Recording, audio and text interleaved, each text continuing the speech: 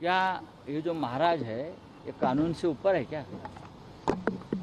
आप जिसका नाम ले रहे हो वो व्यक्ति कोषाध्यक्ष है राम मंदिर ट्रस्ट के, गोविंद गिरी जी, और उनके होते हुए राम मंदिर का कोष तिजोरी लूट गई है, तो क्या उनकी जिम्मेदारी नहीं बनती? सबसे ज़्यादा जिम्मेदारी कोषाध्यक्ष की होती।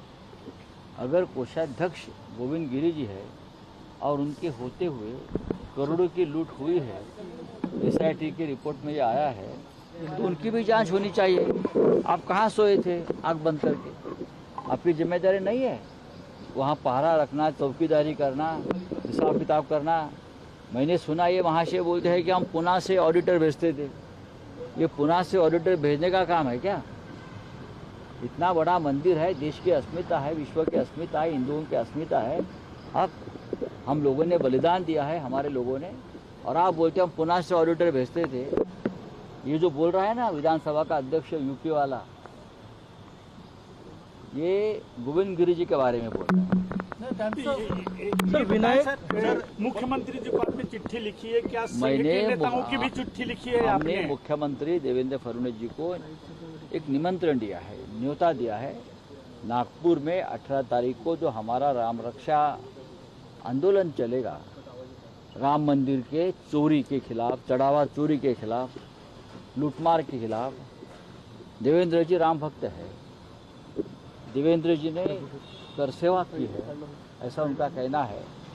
तो उनको भी दिल को ठेस पहुंची होगी ये चोरी होने के बाद। राम मंदिर में इतनी बड़ी चोरी चल रही है और आपके ही लोग हैं, तो आपको आंदोलन में आना होगा। सर विनायक राऊत यांच्यावर अटकेची टांगती तलवार आहे। संघ के पदाधिकारी मोहन भागवत को भी चिट्ठी लिखी? जी हाँ, जिनको राम के बारे में आस्था है हम सबको लिखेंगे, सबको इनवाइट करेंगे पर्सनली। आना नहीं आना उनकी मर्जी है, लेकिन हमारा कर्तव्य है।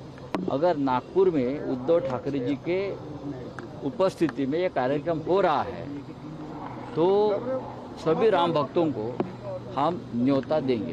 सर विनायक महाराजांचं असं म्हणणं आहे, मी पुण्यात राहत होतो, मी देशभर फिरतो, एकाही धंद्यादेशावर माझी सही नाही, तर मी राजीनामा देणार नाही असं त्यांनी जाहीर केलं। एवढं मंत्रिपदासारखं त्या खुर्चीला काय चिटकून बसताय तुम्ही? मला कळत नाही। आम्ही त्यांच्याकडे राजीनामा मागितलेला नाहीये, तेच वारंवार राजीनाम्याच्या गोष्टी करतात। पण आपण या एवढ्या मोठ्या ट्रस्टचे, राम मंदिर ट्रस्टचा जो कोष आहे राम मंदिराचा, त्याचे आपण कोषाध्यक्ष आहात हे तर आपल्याला माहिती आहे का? त्याच्यामुळे सगळ्यात जास्त जबाबदारी आपली आहे, कारण दरोडा जो पडलेला आहे तो त्या खजिन्यावर पडलेला आहे, ज्याला मराठीमध्ये खजिनदार म्हणतो आपण, ते कोषाध्यक्ष आहेत। तो खजिना लुटलाय तुमचा आणि तुम्ही म्हणता मी राजीनामा देणार नाही, कठीण आहे। सर वारकरी लाखो वारकरी दर्शनाला निघाले आहे। विठ्ठल रुक्मिणी मंदिरामध्ये VIP दर्शनावरून गोंधळ एकीकडे सुधीर मुनगंटीवार यांच्यासोबत आलेल्यांना दर्शन नाही घेऊ दिलं, तर गुलाबराव पाटील यांचे जे कार्यकर्ते होते ते मात्र जुगारून आतमध्ये दर्शनाला गेले। नाही, ते त्यांचं हिंदुत्व वेगळ्या प्रकारचं आहे बरं का? बहुतेक त्यांना वाटलं असेल आमच्या माऊलीनं त्यांच्या पक्षात प्रवेश केला, त्यांना असं वाटतं की त्यांच्या पक्षात देव वगैरे सगळे संत प्रवेश करतात, तर त्यांना तो रात्री स्वप्न पडलं असेल की माऊली त्यांच्या पक्षामध्ये प्रवेश करती झालेली आहे। मूर्ख लोक आहेत। सर विनायक राऊत यांचा जामीन अर्ज फेटाळलेला आहे, त्यांना कधी अटक होऊ शकते? बढ़ते तो समर्थन करेंगे आप लोगों की पार्टी का क्या स्टैंड है? 50% अगर सीटें बढ़ती है और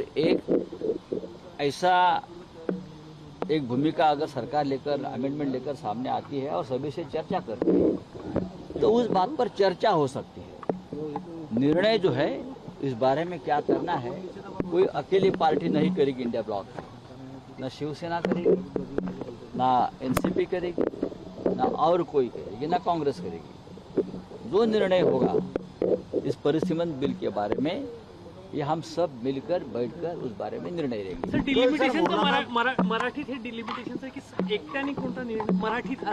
नाही, असा आहे की हा जो विषय आता परत तुम्ही चर्चेला आणताय की राष्ट्रवादी काँग्रेस पक्ष समर्थन करणार आहे, आम्ही असं काही ठरलेलं नाही। काल सुप्रियाताई सुळे यांनी सुद्धा ते स्पष्ट केलेलं आहे। जर काही वेगळा प्रस्ताव घेऊन सरकार समोर आलं जो विरोधी पक्षाला मान्य होईल, असं आम्हाला वाटलं तर इंडिया ब्लॉकचे सर्व घटक पक्ष एकत्र बसतील, एकत्र चर्चा होईल आणि त्याबाबत सामुदायिक निर्णय होईल. कोणी एखाद्या पक्षाने वेगळा निर्णय घेण्याचा प्रयत्न केला तर त्या संदर्भात सुद्धा इंडिया ब्लॉकमध्ये वेगळी चर्चा होईल. मला असं वाटतं कोणीही वेगळी भूमिका घेईल असं मला दिसत नाही. इंडिया ब्लॉक एकसारखं पाऊल उचलेल याबद्दल कोण ठरलंय? अगदी सामुदायिक निर्णय घेऊ, आम्ही एकत्र निर्णय घेऊ आणि त्यानुसार आम्ही त्या बिलासंदर्भात भूमिका ठरवू. सांसद जो थे कल एक नाथ शिंदे जी के साथ गृह मंत्री जी से मिले और उन्होंने कहा है कि तमाम औपचारिकताएं पूरी कानूनी औपचारिकताएं पूरी कर ली गई है. देखो, तमाम कानूनी औपचारिकता ये शब्द गलत है. तमाम गैर कानूनी औपचारिकता, तमाम गैर कानूनी औपचारिकता ये लोग पूरे करते हैं. कानूनी तौर पर ये तो किसी पार्टी में शामिल नहीं हो सकते, टूट भी नहीं सकते, ये कानून कहता है. तो कानूनी औपचारिकता क्या है? ये जो बैठे हैं अमित शाह जी, देश के गृह मंत्री, एक ऐसे नेता है वो कभी कानून को मानते नहीं, संविधान को मानते नहीं. अगर उनके मार्गदर्शन में ये लोग पार्टी छोड़ रहे हैं तो गैर कानूनी तरीके से ये काम कर रहे हैं. लेकिन उनकी सांसदी नहीं बचेगी, मैं आपको ये बोल रहा हूँ. सर, मौलाना जर्जिस ने ये कहा है कि जो श्री कृष्ण भगवान थे वो पांच वक्त के नमाजी देखे. मुझे मालूम नहीं ये.